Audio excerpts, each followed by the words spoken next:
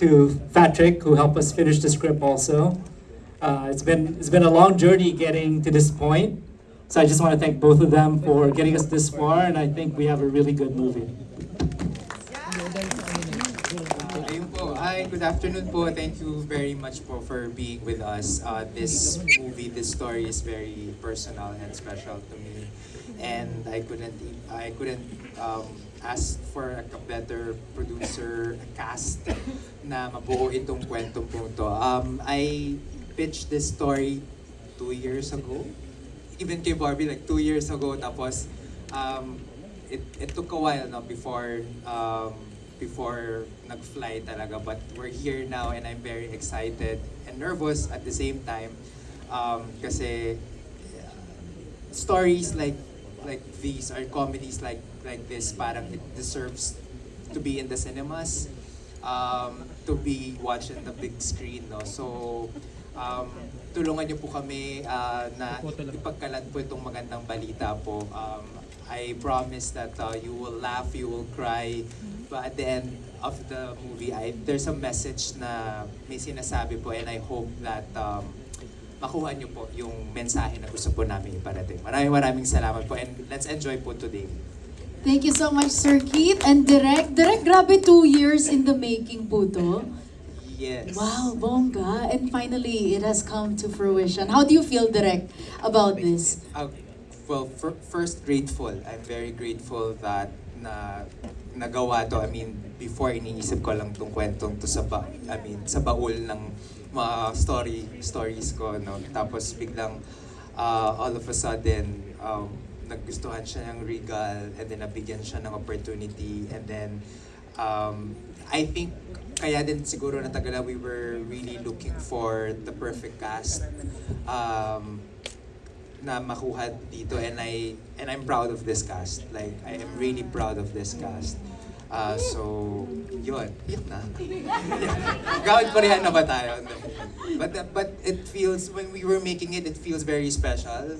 The connection that we made during the shoot is something like yun yung lagi kong tinatry i-achieve, no, in my set, na sana nagkaroon ng connection with everybody, and I felt like we were doing something special.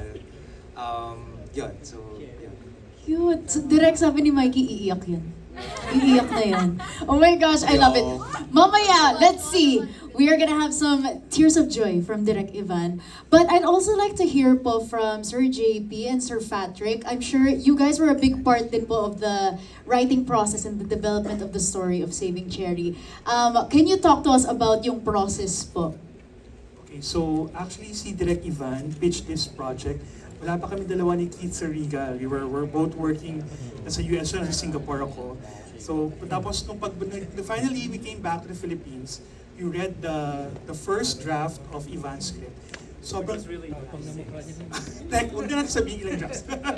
Pero sobrang ganda. Tawa kami ng tawa sa script talaga ni Direk Ivan. So sabi namin, oh my gosh, we have to find the perfect barkada, yung girl barkada dito, and the perfect males, yung male actors who play the roles, ganyan. Tapos noon, we also sought the help of Patrick, kasi sabi namin, in the 2 years, kailangan i-update natin yung script, di ba? Parang ang dami na nangyari in the last 2 years. Ganyan. And Patrick was also a very talented director, really helped us, come to make the script come together for the cast and for the entire team. Patrick, maybe you want to share more? Yung napasya ko ni Ivan, nabasa ko yung earlier draft. The script is already funny na. Pumasok ko lang ako to make it funnier. I always love working with Ivan. We've been working sa idea first pa ng mga projects and all. And personally, I love comedies. I love films na led by women. So, yeah, go. Oh my gosh, we're so excited. Grabe, from funny to funnier. Yung natin, Saving Cherry, di ba? So, tapos with our cast, naging funny, yes. Di ba? We are very, very excited to learn more. And speaking of our cast, syempre, it's now your time to shine. To all of our ladies, okay, ito, and of course, our men, si Khalil and JC, part din kayo dito. Okay, please introduce yourselves, your character, and answer the question, do cheaters deserve a second chance? Yes! Okay, Who wants to start things? Boys muna daw. JC and Khalil.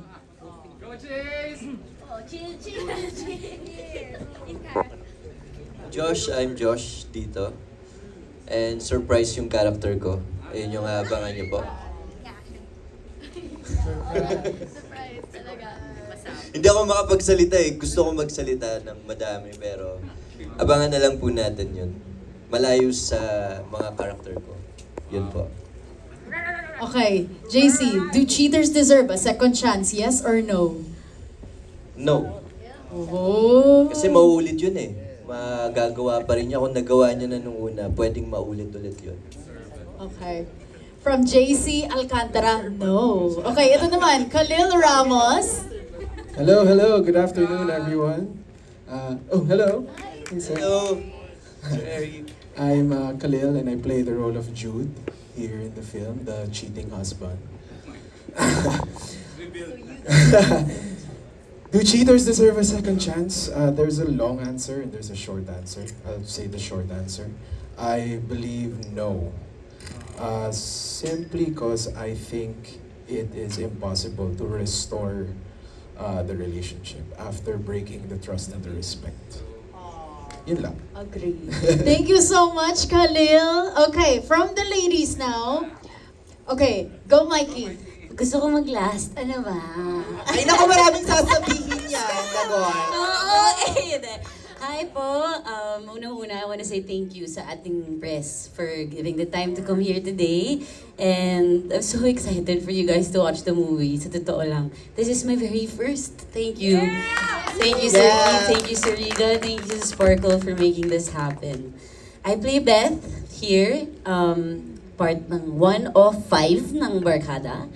And to answer the question, deserve ba ng mga cheaters ng second chance?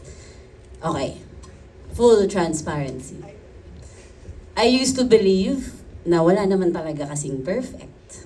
So, I used to believe na pwede, okay lang yun.